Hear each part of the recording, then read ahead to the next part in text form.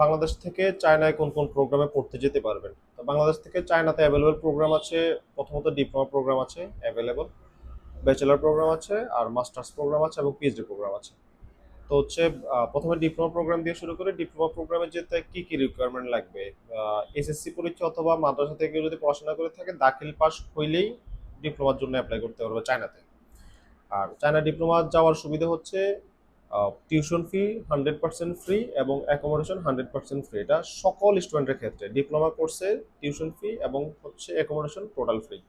আর বাদ বাকি থাকলো হচ্ছে খাবার খরচটা। তো খাবার খরচটা যদি আপনি উপবৃত্তি পেয়ে যান তাহলে তো খাবার খরচটা হয়ে গেল আপনার। আর যদি উপবৃত্তি না পান তাহলে বাংলাদেশ থেকে মিনিমাম 3,000 থেকে 8,000 এর মধ্যে মোটামুটি আপনার খাবার খরচ হয়ে যাবে। মানে বাংলাদেশে একটা ছেলে মেসে থাকতে খাইতে যেরকম 2,500 থেকে 3,000 টাকা খরচ হয়, চায়না তো একই রকম খরচ। আর যদি কেউ আর একটু ফ্লেক্সিবল আর একটু যদি রিল্যাক্সে থাকতে মানে খেতে চায় তাহলে তার ক্ষেত্রে বাজেট আর একটু বাড়বে, এটা বা সর্বোচ্চ 5,000 থেকে 8,000 এর মধ্যেই হয়ে যাবে।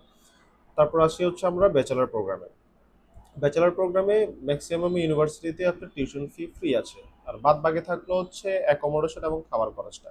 তা আপনার যদি ইয়ার জিপিএ ভালো থাকে, অর্থাৎ এসএসসি আর হচ্ছে ইন্টার, এই দুইটা মিলে যদি জিপিএ ভালো থাকে, তাদের যে রিকোয়ারমেন্ট আছে বিভিন্ন ইউনিভার্সিটির যদি ফুলফিল করতে পারেন তাহলে হচ্ছে আপনি হোস্টেল অর্থাৎ অ্যাকোমোডেশনটাও ফ্রি পেয়ে যাবেন।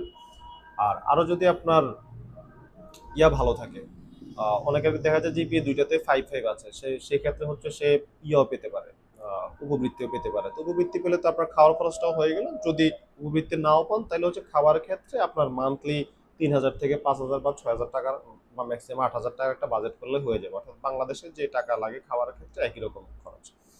আর থার্ড অপশন হচ্ছে আপনার মাস্টার্স প্রোগ্রাম। তো মাস্টার্স প্রোগ্রামের ক্ষেত্রে যেটা স্কলারশিপ সাধারণত পুরো পৃথিবীতেই মাস্টার্স প্রোগ্রামে আসলে স্কলারশিপ বেশি পাওয়া যায়, টাকা বেশি পাওয়া যায়, যে বৃত্তির কথা আমরা যেটা বলি টাকাও বেশি পাওয়া যায়। তো মাস্টার্স প্রোগ্রামের ক্ষেত্রে চায়না যেহেতু চায়নার অনেক ইউনিভার্সিটি যেহেতু আছে ওয়ার্ল্ড র্যাঙ্কিং এ ভালো, তো মাস্টার্সের ক্ষেত্রে হচ্ছে আসলে গদবাধা সবার জন্য না, যারা একেবারে স্পেসিফিক পার্টিকুলার কোনো সাবজেক্টে যে সাবজেক্টগুলোর ইউনিভার্সিটিগুলো ভালো র্যাঙ্কিং এ আছে ওই সব ইউনিভার্সিটিতে আপনারা ট্রাই করতে পারেন। সেটার জন্য হচ্ছে অ্যাজ ইউজুয়াল ব্যাচেলর কমপ্লিট থাকলেই আপনার হবে। ব্যাচেলরের যে রিকোয়ারমেন্ট আছে সিজিপিএ, অতটুকু সিজিপিএ থাকতে হবে যদি আপনি স্কলারশিপ পেতে চান। আর পিএইচডি প্রোগ্রাম তো হচ্ছে যারা আসলে মাস্টার্স করেছেন বা স্পেশালি পিএইচডি প্রোগ্রামের জন্য যা যা রিকোয়ারমেন্ট লাগে পৃথিবীর অন্যান্য সকল ইউনিভার্সিটিতে যেরকম লাগে চায়নাতেও একই রকম ব্যাপার স্যাপার। তো এই হচ্ছে আহ, এই কোর্সগুলোতে আপনারা যেতে পারেন। এবার হচ্ছে যাওয়ার ক্ষেত্রে প্রসেসিং এর একটা খরচ আছে, শুধু প্রসেসিং খরচটাই হচ্ছে আপনার বিয়ার করতে হবে। প্রসেসিং এর খরচ কেমন যেতে পারে, নিজে নিজে যদি প্রসেস করে থাকেন তাহলে সেই ক্ষেত্রে হচ্ছে 80,000 থেকে 1,00,000 টাকা বাজেট রাখতে হবে। আর যদি হচ্ছে আহ, কোনো এজেন্সিকে দিয়ে প্রসেস করাতে চান সেক্ষেত্রে এজেন্সি ফিটা অ্যাড হবে, অর্থাৎ যত টাকা আপনি কন্ট্যাক্ট করবেন এজেন্সির সাথে ওইটাই হচ্ছে আপনার টোটাল খরচ।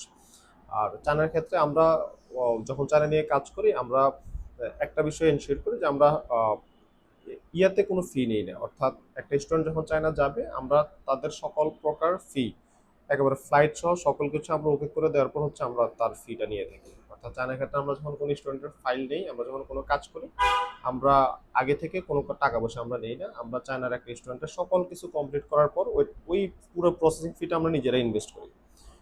আফটার ভিসা সকল কিছু কমপ্লিট হয়ে যাওয়ার পরে আমরা হচ্ছে তার থেকে পেমেন্টটা নিয়ে তারপর হচ্ছে তার ফ্লাইটটা আমরা দিয়ে দিই। তো এই হচ্ছে আমাদের চায়নার টোটাল আমাদের প্রসেস এবং আমাদের সার্ভিস হচ্ছে এটা চায়না নিয়ে।